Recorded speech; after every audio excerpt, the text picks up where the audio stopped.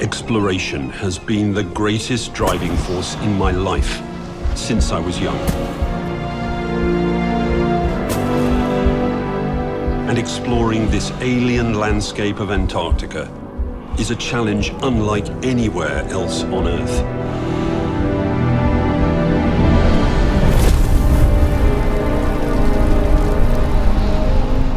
Over 100 years ago, Antarctica was more than just a challenge. It was the very limit of human knowledge and scientific understanding. The last unexplored continent on Earth.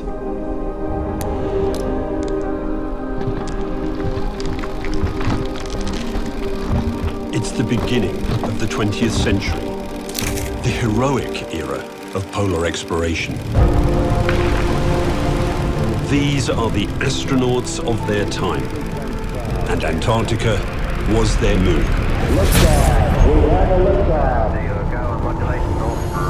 Explorers from around the world pit themselves against the immense wilderness of Antarctica in search of glory and discovery. But this is a vast, cold, isolated, and entirely unforgiving place.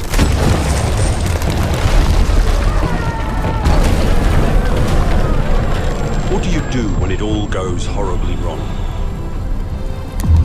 The journals and film recorded by Sir Ernest Shackleton and his crew of 27 answers that very question. The story of our attempt is the tale of the white warfare of the South. The struggles, the disappointments, and the endurance of this small party of Britishers make a story which is unique in the history of Antarctic exploration.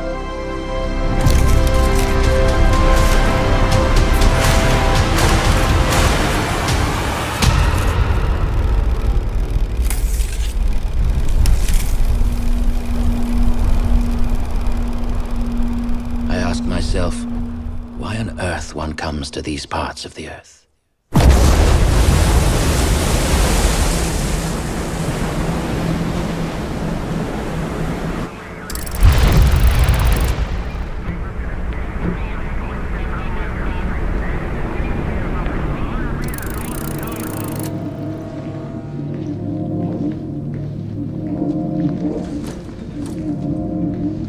I think we all have a sense of adventure in us, and it manifests in different ways with different people.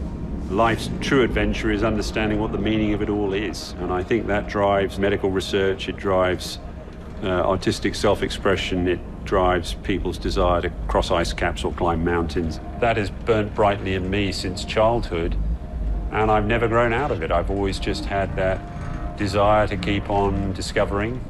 And it's seen me go to the far limits of human endurance and to the ends of the world as a means to do that.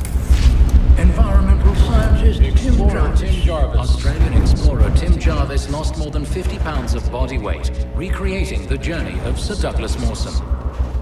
In doing the expeditions the old way, essentially disadvantaging yourself by using 100-year-old equipment, you get about as close as you can to experiencing that which they experienced 100 years prior. At least I can honestly say that I've been served up the same sorts of conditions as he had. Explorer Tim Jarvis is the only man to have ever recreated the harrowing journey of Ernest Shackleton, using the same inadequate clothing and equipment as they had back in 1914. There have been many instances along the way, some falls in the mountains where, you do wonder whether it be your last move you make.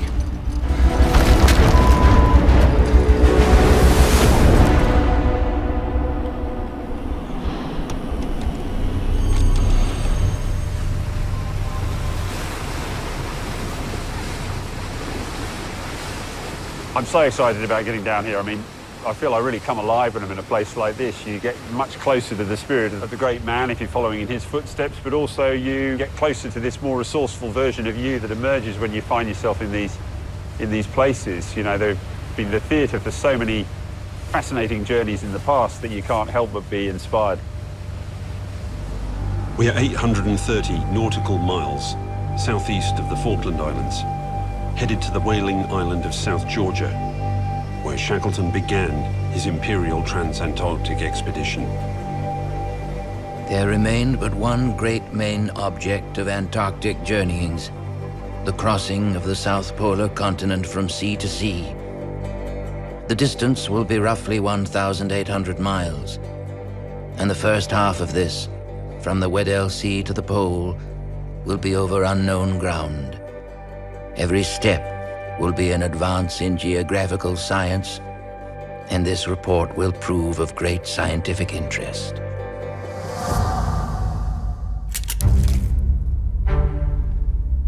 An expedition of this scale would require a budget of millions in today's money. To fund his dreams of the South, Shackleton would rely on his ability to convince people of the cause. Shackleton had this way of getting people excited about what they were going to do. You know, he offered them things that money couldn't buy. So if you were a wealthy benefactor thinking about maybe putting money into a polar expedition, Shackleton could name a mountain range or a coastline after you, and you had immortality guaranteed. So it was a clever way of doing it. This wasn't Shackleton's first attempt to make history. In 1907, he was hired to lead the Nimrod expedition to the Antarctic. The mission was to be the first to reach the South Pole.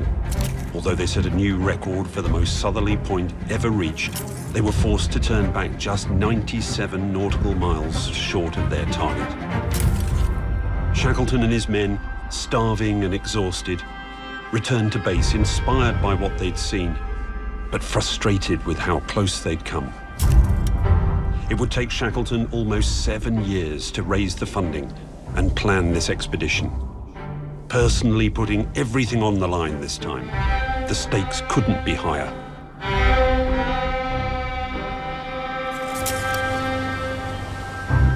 Long days of preparation were over, and the adventure lay ahead. 53 coming to course 205. I gave the order to heave anchor at 8:45 a.m. on December the 5th, 1914, and the clanking of the windlass broke for us the last link with civilization.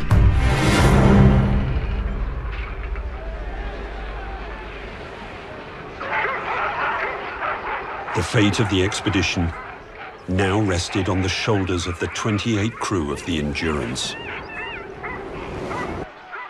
Shackleton was a consummate leader of men in those days, on those early expeditions, a leader of people. And he got about 3,000 applicants for the 27 places on the expedition team. And his recruitment process involved interviews that involved him throwing really curly, interesting questions at people just to see how they would react. And if there was someone who was too rigid in their thinking, perhaps again they weren't the kind of person who had the capacity for lateral thinking and problem-solving ability that he was looking for. He always wanted people who saw a positive in any situation, and you need that for successful expeditioning, or indeed life. And in the end, how relevant those skills turned out to be.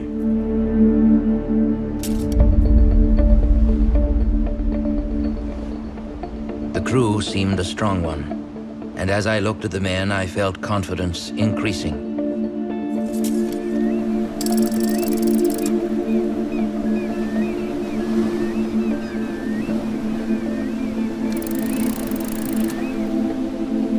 The Weddell Sea was notoriously inhospitable, and already we knew that its sternest face was turned towards us. What welcome was the Weddell Sea preparing for us?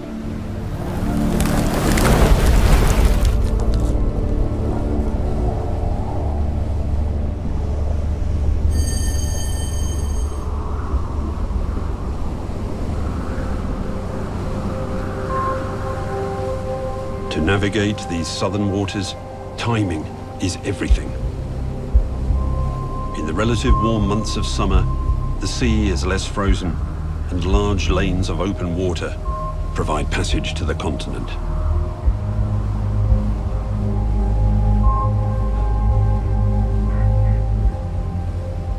I'm just staring out on a scene of brash ice and pancake ice. Pancake ice is when the surface just starts to freeze over, and that's what we're starting to see. And it's the beginning of the formation, of course, of pack ice.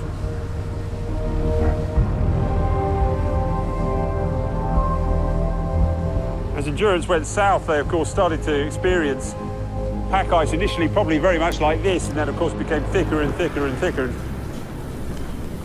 Well, Worsley on board Endurance was a wonderful skipper, and Shackleton was no slouch himself, so between them and some of the other sailors on board, they knew what they were doing in terms of getting through pack ice, but you're really pushing through leads, which are the gaps between the bits of larger pack, and you try to force the ship through there, push the pack ice apart.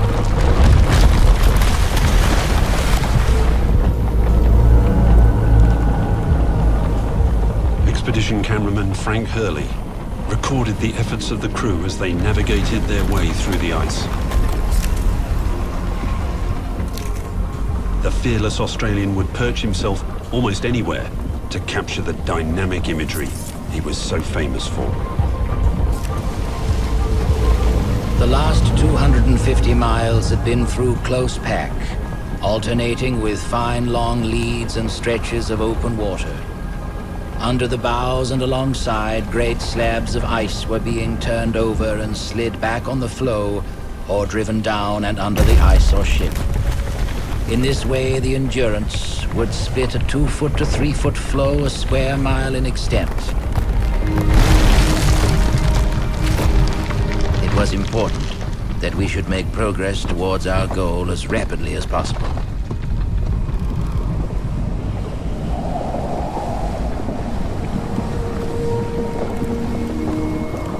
In order to keep the expedition on schedule, Shackleton had to make land before the ocean froze over for winter.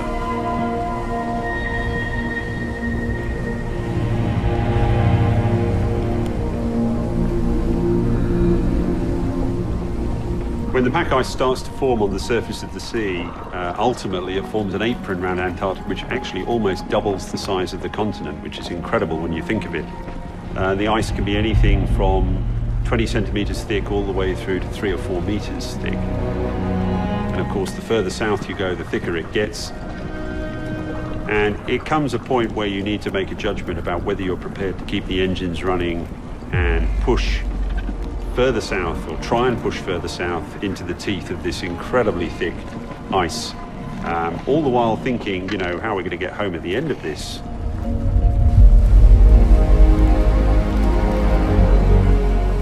I was anxious for certain reasons to winter the Endurance in the Weddell Sea, but the difficulty of finding a safe harbor might be very great. It was as though the spirits of the Antarctic were pointing us to the backward track, the track we were determined not to follow. Our desire was to make easting as well as southing, so as to reach the land, if possible, east of Ross's farthest south and well east of Coates Land. The unusually abundant sea ice ground their progress to a crawl, with the rapidly freezing seawater trapping them time after time. The ice was only getting thicker, and open water was slowly disappearing.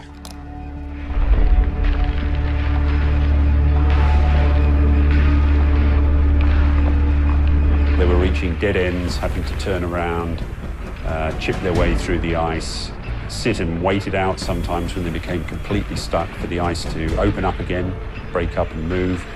And it was a pretty torturous process trying to get through.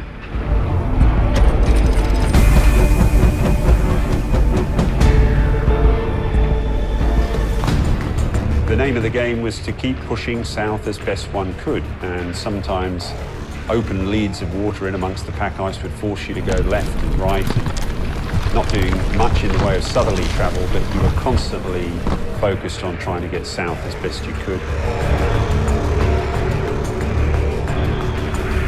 The situation became dangerous that night. We pushed into the pack in the hope of reaching open water beyond, and found ourselves after dark in a pool which was growing smaller and smaller. Ultimately, they reached a dead end. pack ice closed in around the vessel, and no more leads were opening up. The weather was getting colder, and it was very clear that that was where they would remain.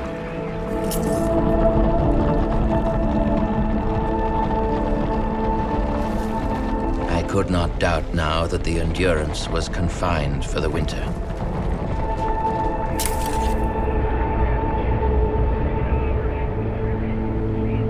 The abandonment of the attack was a great disappointment to all hands. The men had worked long hours without thought of rest, and they deserved success, but the task was beyond our powers. The land showed still in fair weather on the distant horizon, but it was beyond our reach now.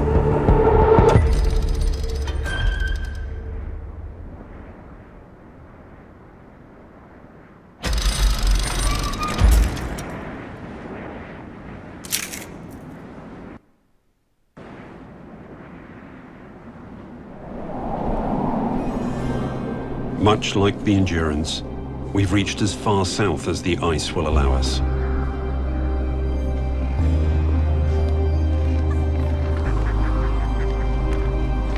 When it's clear the Endurance is not going to go any further south, it was one of those real defining moments of the expedition where I think you're hopeful always right to the end that you could just find a lead, push far enough to actually make landfall on the continent and set up your winter camp to be prepared for the land crossing of the continent the following summer. So the decision to ultimately stop short and set up winter camp on the ice must have been a really difficult moment.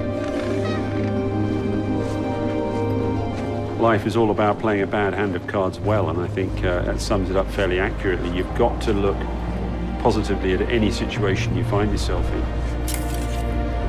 In many people's minds, many of the expedition team felt, well, that's it, that's the expedition gone, the rest is all about survival. And Shackleton managed to keep them motivated through a sort of combination of suggesting that, things could still improve. Think the ice might break up, there might be an opportunity to push south, as the ice began to thaw. But in the meantime, he had them doing language lessons and gathering food and playing soccer matches on the ice. And these are all sort of things that you don't do if you're expecting to die. And it was clever because the men felt that Shackleton had the measure of the circumstances in which they found themselves. The flat floes and frozen leads in the neighborhood of the ship made excellent training grounds. Hockey and soccer on the floe were our chief recreations, and all hands joined in many a strenuous game. Worsley took a party to the floe on the 26th and started building a line of igloos and dog-loos around the ship. The dogs seemed heartily glad to leave the ship and yelped loudly and joyously as they were moved to their new quarters.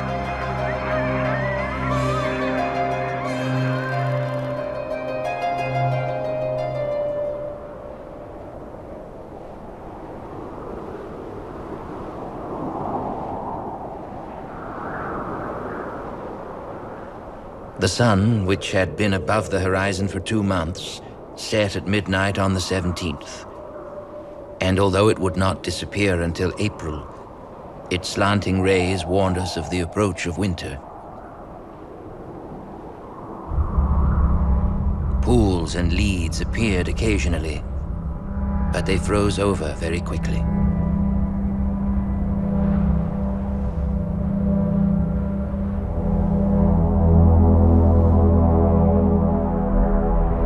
Psychologically, the unending nature of Antarctica is always difficult to deal with, but even more so when you've got the darkness of winter to deal with. So the sun disappears quite literally for, when you get further and further south to the pole itself, 6 months of the year, you're in brutally low temperatures and complete darkness.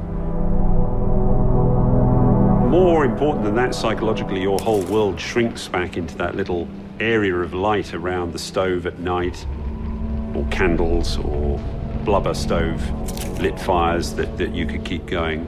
And it would be very difficult in that situation to think positively about about the journey ahead. You're there, it's cold, you know, the chances of your survival are low, and the chances of you sailing out when the ice is getting thicker and thicker rather than the other way round, it would have been a very bleak time for many of them.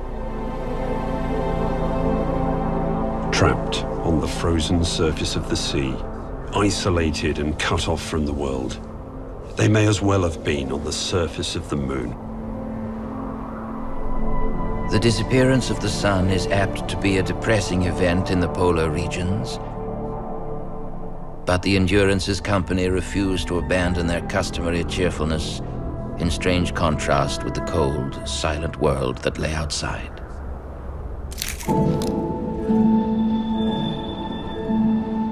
Shackleton knew they had no control over the situation they were in.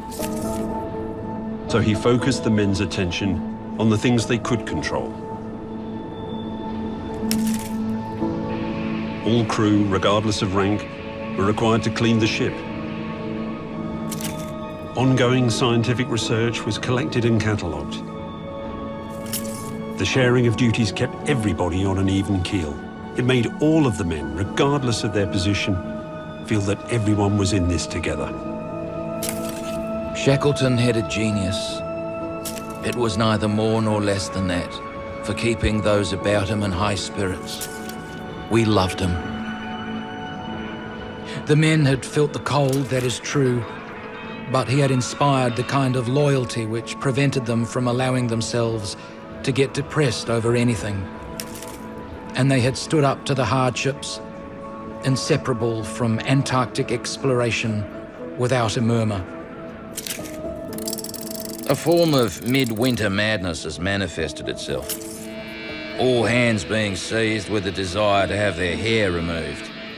It caused much amusement. We are likely to be cool-headed in the future, if not neuralgic.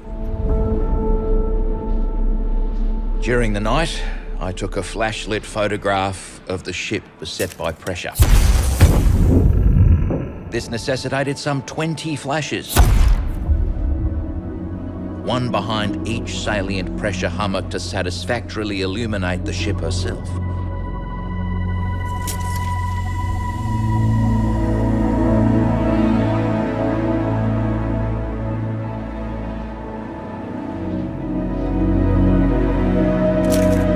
Blinded by the successive flashes, I lost my bearings amidst hummocks, bumping shins against projecting ice points and stumbling into deep snowdrift.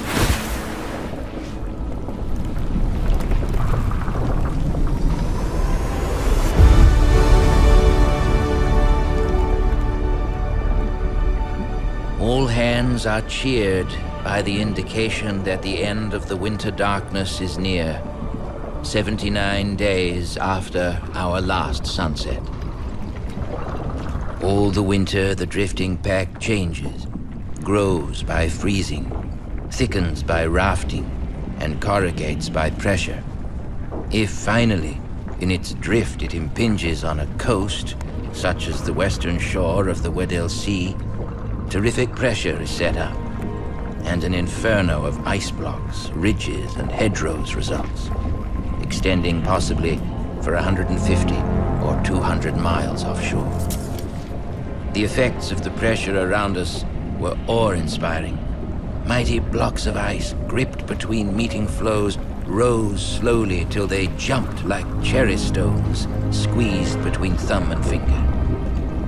The pressure of millions of tons of moving ice was crushing and smashing inexorably. If the ship was once gripped firmly, her fate would be sealed. We could see from the bridge that the ship was bending like a bow under titanic pressure. The onslaught was all but irresistible. Well, the noise of thousands and thousands of tons pushing in around the beams of a ship, creaking and groaning and desperately trying to withstand that pressure, would have been like the final death throes of an animal or a person. And indeed, I think that's the way they tended to think of it. It was this guttural kind of roars and almost pleas for help coming from the vessel as it was trying to withstand this pressure. as these sort of unseen forces are closing in around them. And it must have been a really hellish kind of situation to find themselves in.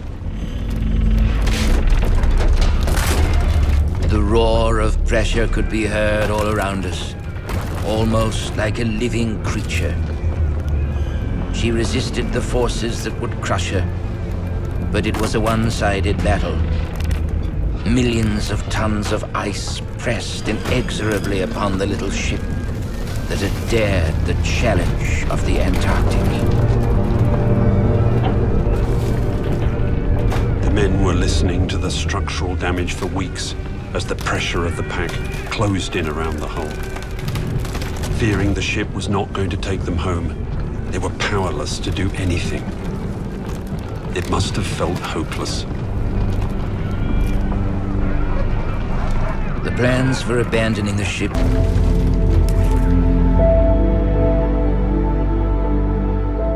The men were left with quite literally a pile of driftwood. The images Hurley captured are dramatic. Everything above the hull just fell to pieces, leaving a collection of cables and wires, ropes and split timber on the ice. It was barely recognizable as a vessel.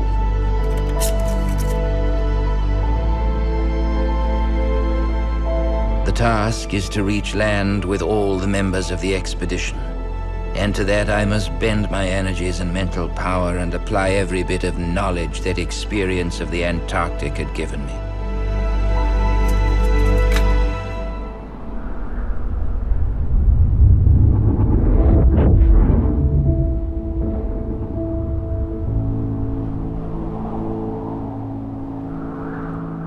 The task was likely to be long and strenuous, and an ordered mind and a clear program are essential if we were to come through without loss of life.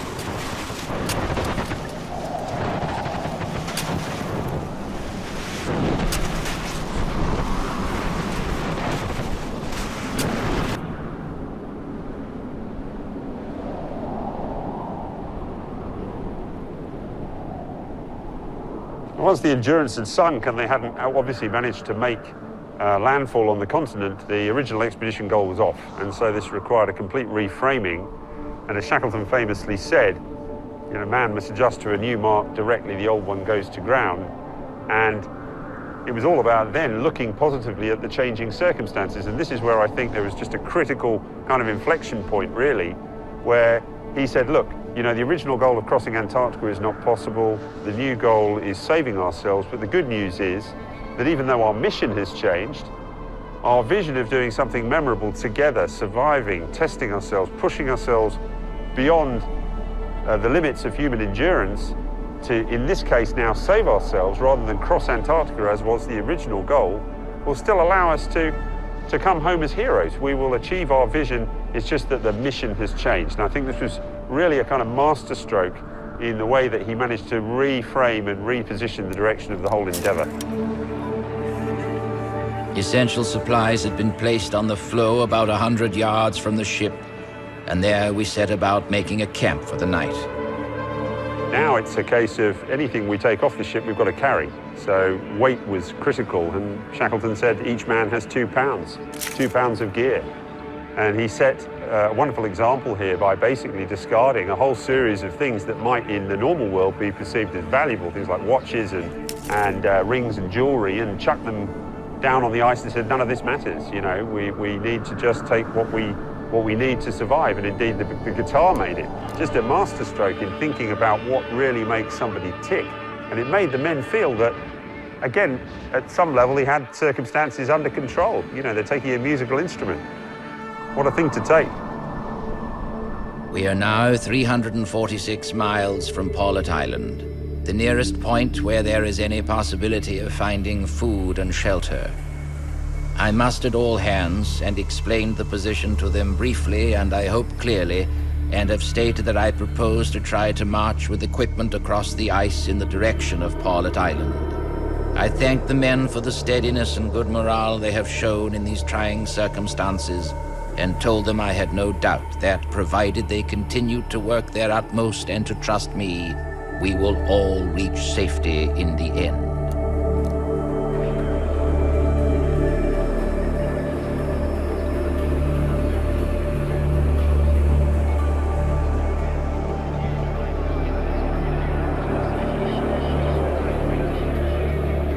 the first thought was, you know, the ship's gone down, we have these lifeboats, let's take a couple of them, and with the 28 men we have, 14 men to a boat, pull them like a sled and see if we can find our way to the continent. And that was the original plan.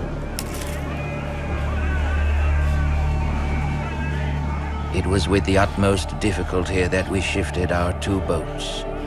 The surface was terrible, like nothing that any of us had ever seen around us before. We were sinking at times up to our hips, and everywhere the snow was 2 feet deep. And this they pursued for a couple of days until they realized it was just completely futile. In fact, it started to erode away, you know, people's morale very, very quickly, just the physical effort of pulling these heavy 22.5-foot keelless whaleboats through the ridges of ice.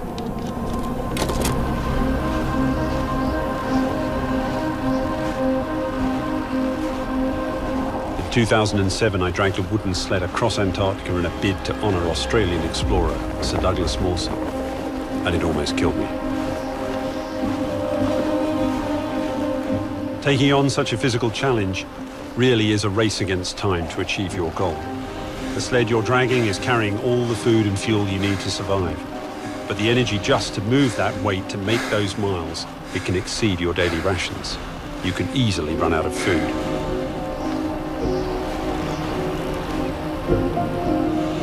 Mentally, there's lots of places you go to when things are really tough. You know, sometimes you're able to really appreciate the grandeur of what it is you're undertaking.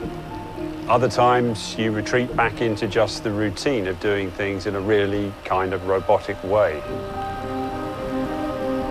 Anything that helps you take the next step.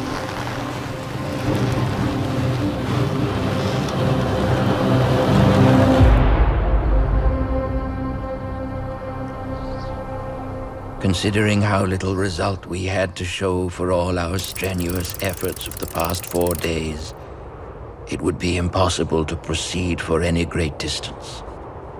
Taking into account also the possibility of leads opening close to us, and so of our being able to row northwest to where we might find land, I decided to find a more solid floe and there camp until conditions were more favorable for us to make a second attempt to escape from our icy prison.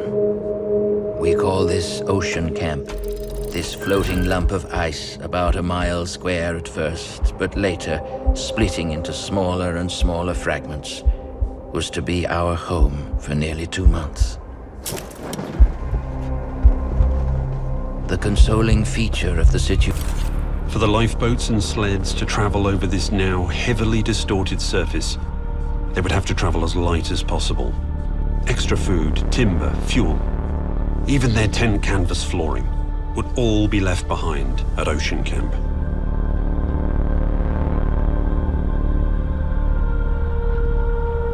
I informed all hands that I intended to try and make a march to the west to reduce the distance between us and Paulet Island.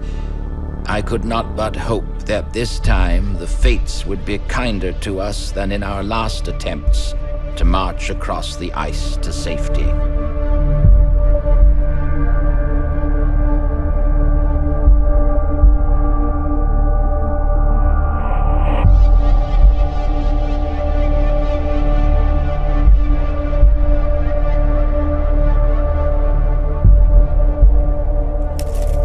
At this rate, it would take us over 300 days to reach the land away to the west. As we only had food for 42 days, there was no alternative, therefore, but to camp once more on the floe and to possess our souls with what patience we could. Our new home, which we were to occupy for nearly 3.5 months, we called Patience Camp.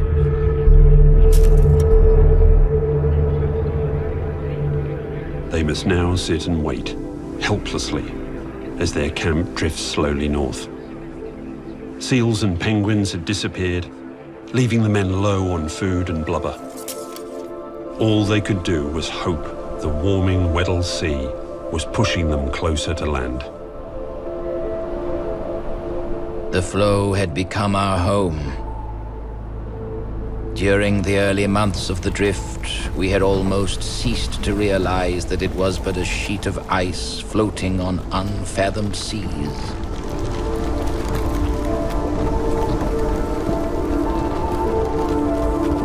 Our drifting home had no rudder to guide it, no sail to give it speed.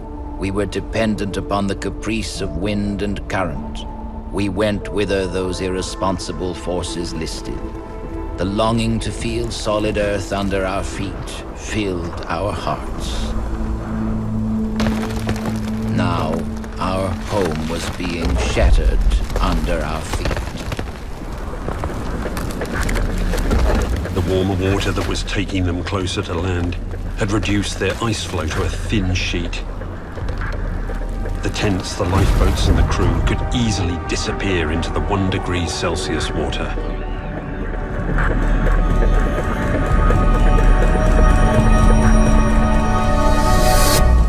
Some intangible feeling of uneasiness made me leave my tent about 11 p.m. that night and glance around the quiet camp. I started to walk across the floe in order to warn the watchman to look carefully for cracks. And as I was passing the men's tent, the floe lifted on the crest of the swell and cracked right under my feet. The men were in one of the dome-shaped tents and had began to stretch apart as the ice opened. Peering into the darkness, I could just see the dark figures on the other floe. I hailed Wild, ordering him to launch the Stancomb Wills. The only thing they could do was jump into their lifeboats and start paddling. The spring thaw was destroying the solid sea ice, and time was running out.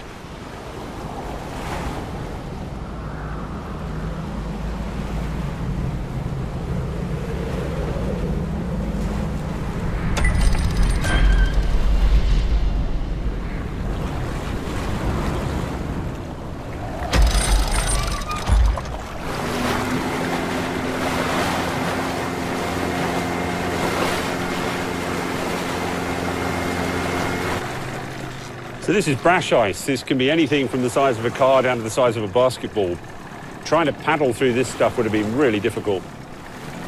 They were just desperate to make landfall wherever they could, and of course, tantalizingly, they could see the peninsula close by, but they would have been prevented to get there from the sea of this kind of stuff, plus the currents that were pushing them up into the open ocean. It must have been pretty desperate to see salvation so close.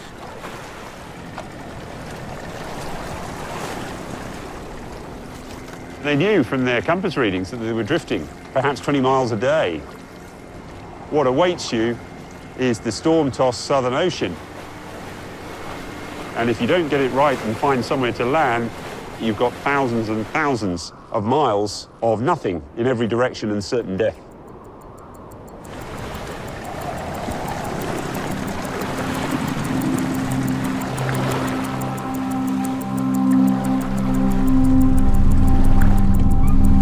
Rowboats were not built to withstand an open ocean crossing.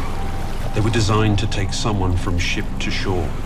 All 3 lifeboats were keelless, prone to capsize, and they are in some of the roughest oceans known to man.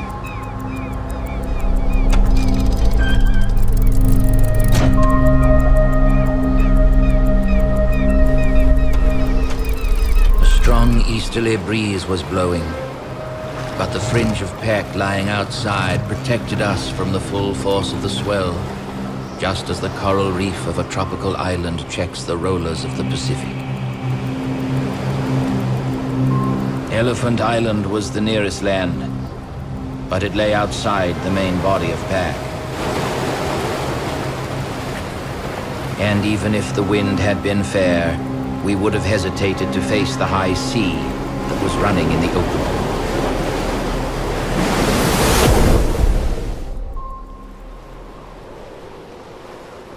A big flowberg resting peacefully ahead caught my eye, and half an hour later we had hauled up the boats and pitched camp for the night.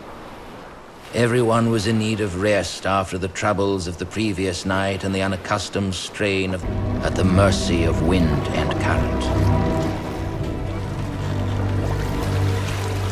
The men paddled for almost 4 days. Worsley took the first navigational sight the overcast skies had allowed and determined their progress. It was a grievous disappointment. Instead of making a good run to the westward, we had made a big drift to the southeast.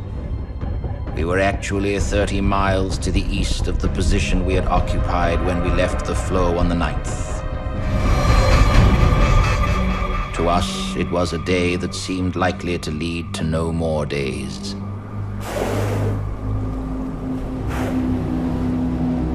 We could hear the killers blowing.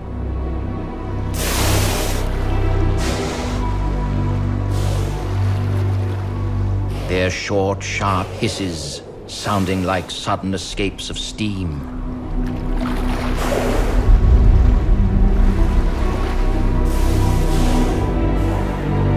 The killers were a source of anxiety, for a boat could easily have been capsized by one of them coming up to blow. Shipwrecked mariners might appear on closer examination to be tasty substitutes for seal and penguin. Got a pod of orca off the ship here, which is incredible to see. For Shackleton, of course, the orca were something to be feared. We didn't really understand much about them. They called them killers, of course, killer whales. And they talked of the hissing noises they'd make and the fact they were being stalked by these creatures, and it created this real sense of unease. They really regarded them as something to be feared.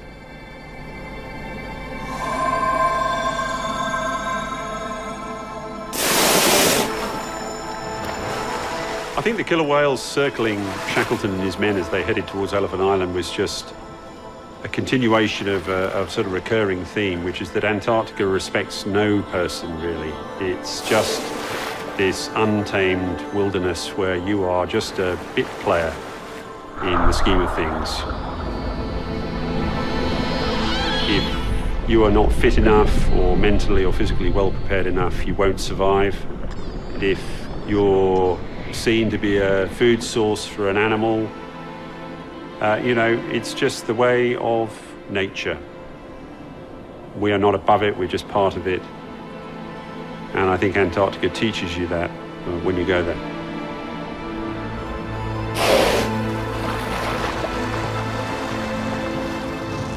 The men were left with only one choice. Their drift meant they could no longer reach the islands inside the relative shelter of the pack ice. They were going to have to brave the open sea. Obviously, we must make land quickly, and I decided to run for Elephant Island.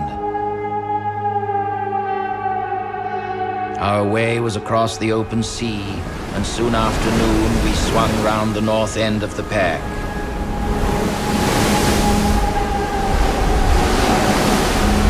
Immediately, our deeply laden boats began to make heavy weather. The ship's sprays, which are freezing as they fell, covered men and gear with ice.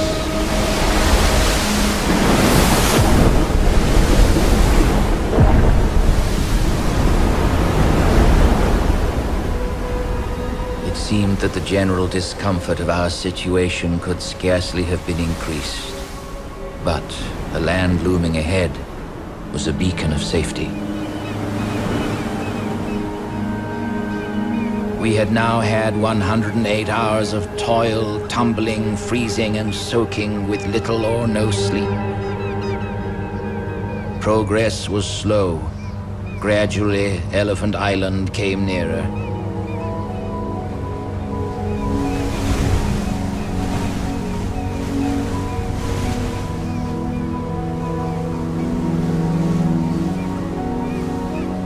This time we were coasting along beneath towering rocky cliffs and sheer glacier faces, which offered not the slightest possibility of landing anywhere.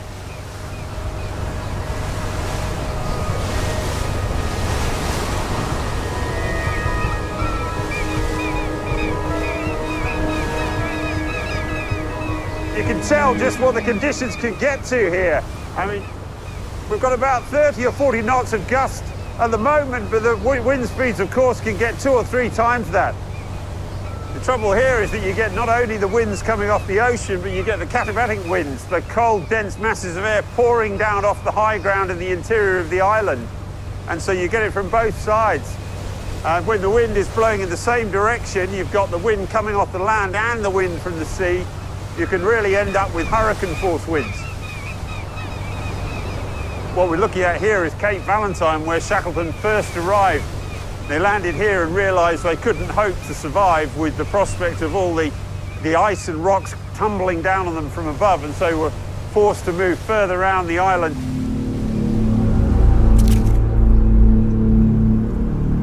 Wilde, Worsley, and Hurley accompanied me on an inspection of our beach. The outlook we found to be anything but cheering. Obvious signs show that at spring tides, the little beach would be covered by the water right up to the foot of the cliffs. The interior of the island was quite inaccessible. We climbed up one of the slopes and found ourselves stopped soon by overhanging cliffs. The rocks behind the camp were much weathered, and we noticed the sharp, unworn boulders that had fallen from above. Clearly there was a danger from overhead. We must move on. Shackleton managed to find just about the only place you could land, which is a place called Point Wild, which is just over there between that small triangle of rock on the right-hand side and the face on the left-hand side. In between those two is a shingle beach that they managed to land. At 9:30 a.m., we spied a narrow, rocky beach at the base of some very high crags and cliff and made for it.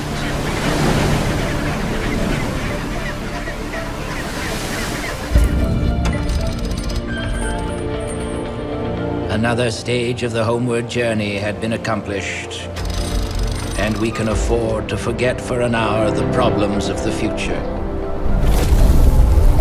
Life was not so bad.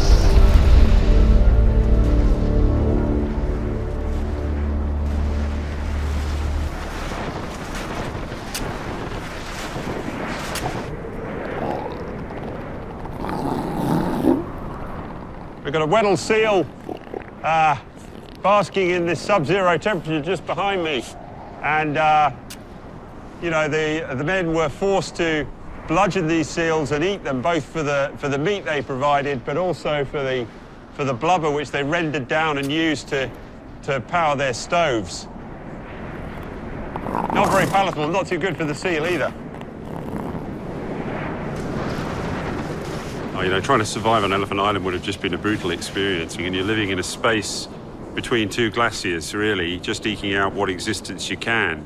And we've got a glacier behind us here, a snow slope in the middle there with a steep rock cliff behind it, and another glacier in the distance. You know, they couldn't go more than 50 meters in one direction and perhaps 100 meters in the other direction before that was the end of their world.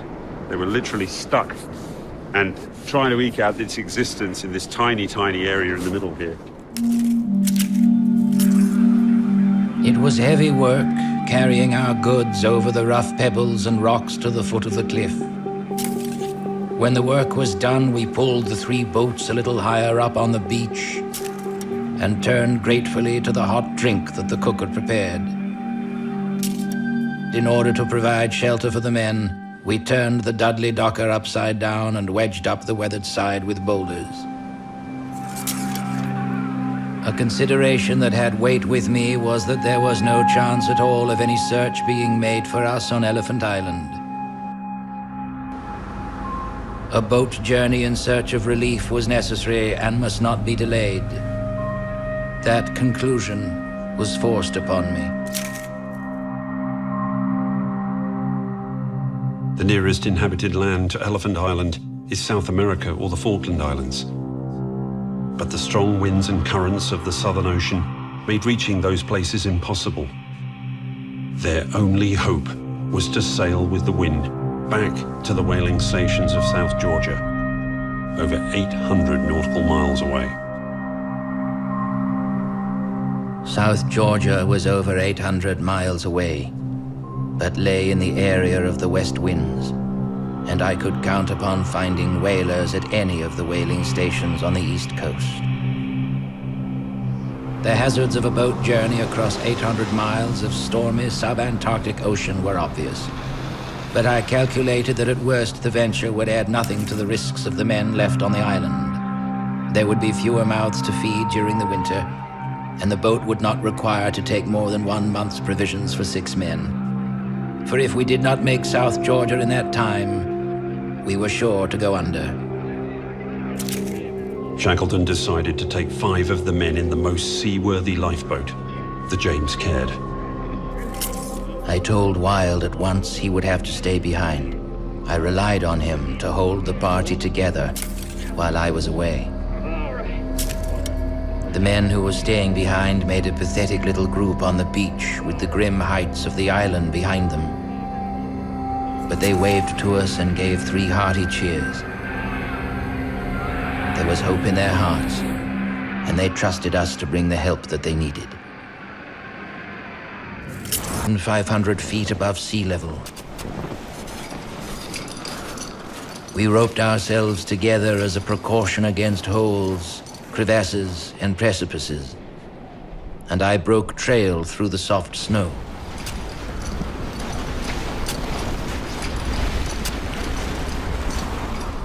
The central facet of Shackleton's leadership was that he never asked someone to do something he wasn't prepared to do himself. And indeed, he really demonstrated that at this stage of their journey.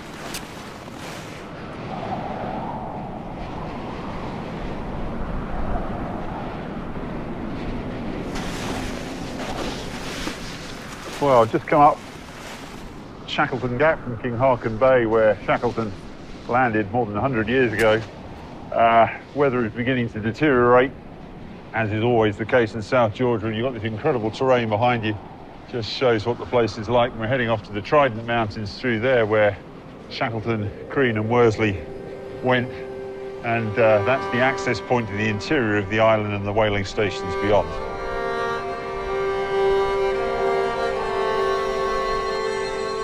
When Shackleton, Crean and Worsley passed this point, no one had ever been into the interior of the island. Their clothing was inadequate. They had no real climbing experience, one length of rope. They were now faced with one of the most treacherous mountain crossings on Earth. The interior was broken tremendously. High peaks, impassable cliffs, steep snow slopes, and sharply descending glaciers were prominent features in all directions, with stretches of snow plain overlaying the ice sheet of the interior. The slope we were ascending mounted to a ridge, and our course lay direct to the top. I had hoped to get a view of the country ahead of us from the top of the slope, but as the surface became more level beneath our feet, a thick fog drifted down. The moon became obscured and produced a diffused light that was more trying than darkness, since it illuminated the fog without guiding our steps. We noticed the thin beginnings of crevasses. Soon they were increasing in size and showing fractures, indicating that we were traveling on a glacier.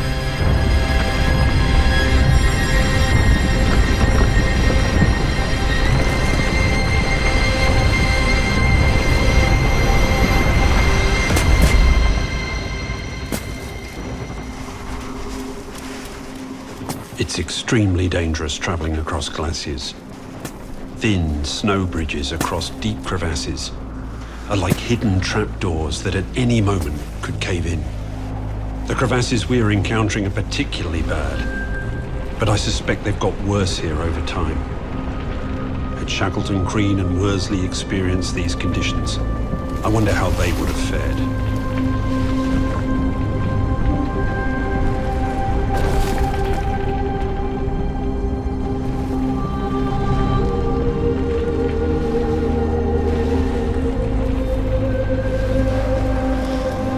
Well, the key thing with crossing crevasses is that you don't want to fall in, obviously, and the best way to avoid that is to cross them at right angles. So if you are going down a river of ice, which a glacier is, you're doing things kind of the right way, because the likelihood is the crevasses are going to go from left to right in front of you across your path, and you want to be sort of stepping over them. What you don't want to be doing is following the length of a crevasse where you give yourself lots and lots of opportunities to fall in the same thing. If you see one, tighten the rope between you so that if somebody falls in, the other one will hold you. And just hope to hell that two people don't fall in, because if you're the one left on the surface, you probably haven't got the strength to hold everybody from falling in and injuring themselves, or perhaps worse.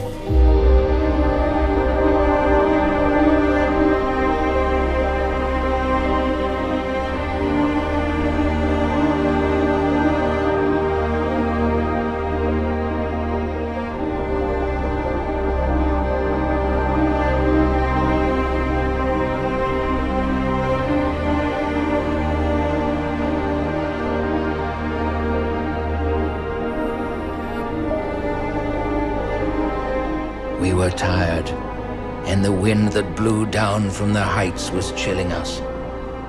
We decided to get down under the lee of a rock for a rest.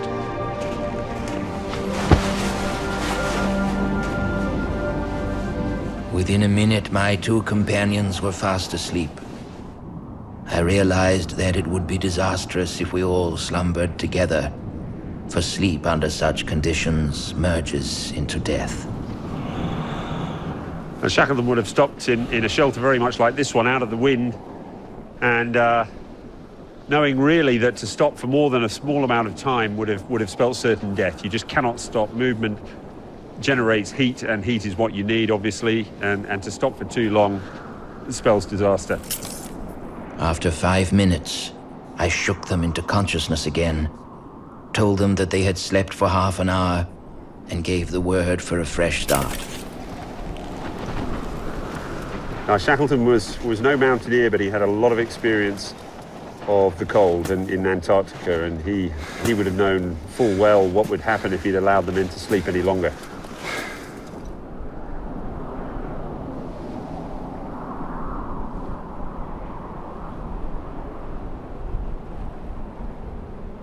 Around 20 hours into their crossing, Shackleton decided to head down towards what he thought would be Stromness Bay and the whaling station.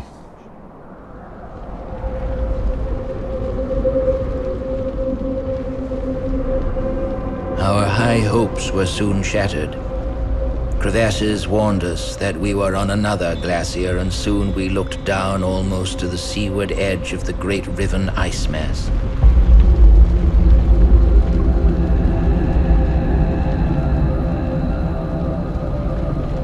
I knew there was no glacier in Stromness and realized this must be the Fortuna Glacier. The disappointment was severe. The glacier Shackleton found filled the valley, and sheer ice cliffs fell into the ocean. It was completely impassable and forced the men back up into the mountains. It must have been a moment that almost broke them.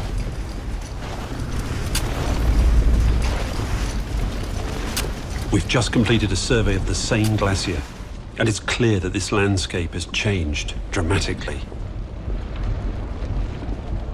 Here I am on the Turnback Glacier that Sir Ernest Shackleton and his colleagues Worsley and Crean famously tried to use to descend to the valley beyond us here to get ultimately to Stromness whaling station. And look at what 100 years of climate change have done. This vast open space we're looking at here used to be occupied by glacier. For them, the level would have been above the level we can currently see now, and if they were here and the ice were here, we would see them trudging wearily across our eye line about midway across this valley here, only to reach a precipitous ice cliff that they couldn't negotiate, causing them to have to go back up the valley and round another way, hence the name Turnback Glacier. What a change there's been. Actually unrecognizable today. Back in Shackleton's day, they saw the ice of the Koenig Glacier reaching almost to the breaking waves. 100 years later, we'll have to hike around 3 miles from the coast to the new glacial front.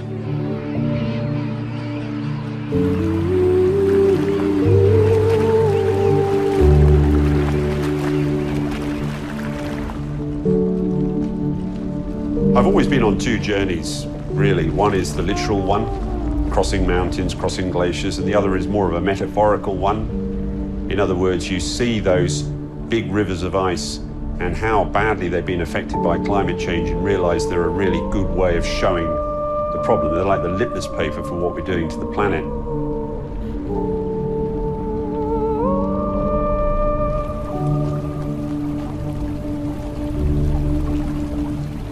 The environment I'm standing on here looks like it's solid.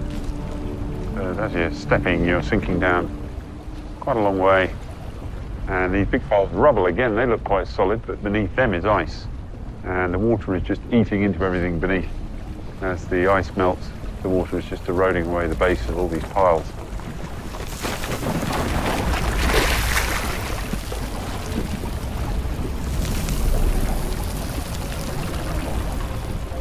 It's quite a freaky experience being here. This whole landscape is just dynamic and changing, and what we're seeing today will not look like this tomorrow. Using a drone to capture a 360-degree image of the Koenig Valley and the diary entries from Shackleton's crossing, we can recreate the world those three men traversed.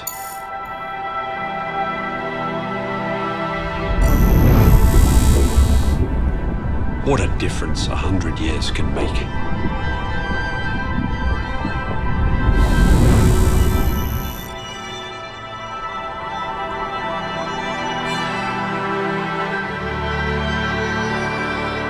This is just indicative of the way that climate change has impacted the glaciers of South Georgia, where over 90% of the glaciers here are suffering the same fate, all in wide-scale retreat. For Shackleton, South Georgia was a very different world. We were so stiff. We marched with our knees bent. A jagged line of peaks with a gap like Wild had held the party together, and Shackleton had managed to achieve the impossible.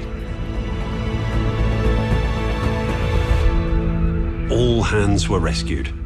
Not a single man perished.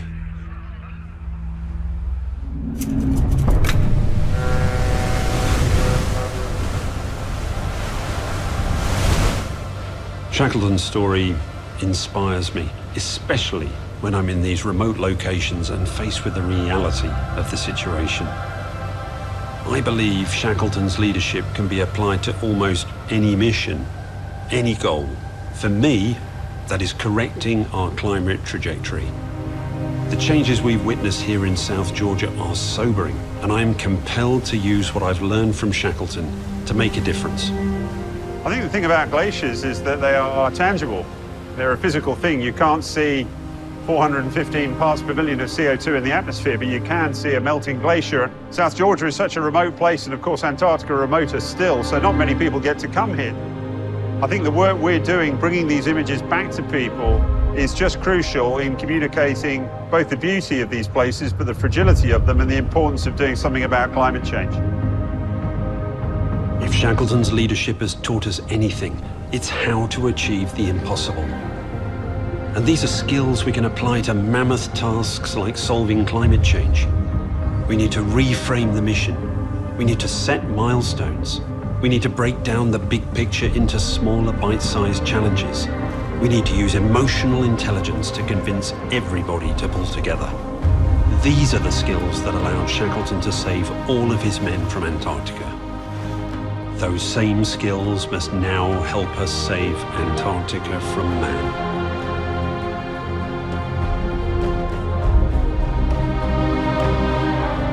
Our journey ends here, at Grytviken whaling station, where Endurance and her crew of 28 first set off to conquer the ice. Grytviken, where we are, would have been a harsh, harsh place 100 years ago. Many whales hunted here subsequently ended up on the brink of extinction, humpback whales, blue whales. And thankfully we realised the error of our ways before it was too late and managed to stop the whaling before we hunted them to extinction. Fur seals are back at the numbers they were before we ever started hunting them, which tells us that if we take our foot off the throat of nature, she can recover.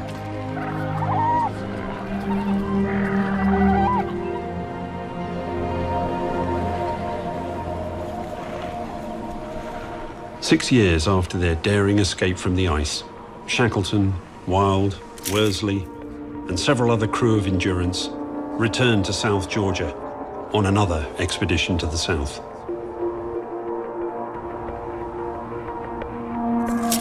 Before they could set off, Shackleton suffered a fatal heart attack and was laid to rest here on the island.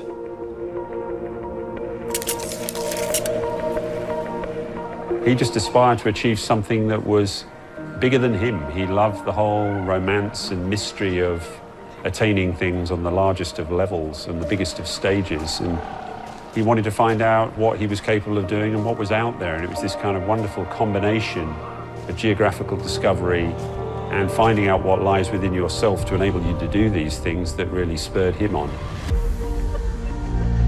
I think we can all find leadership within ourselves. You know, it's not a case of being born with it, it's a case of finding it within ourselves. And I think Shackleton found it within himself to save all his men from certain death, and we can find it within ourselves. It's just the issue is different, but we must find it within ourselves. The key to our future might lie 100 years in our past. Truly making this the greatest story of survival.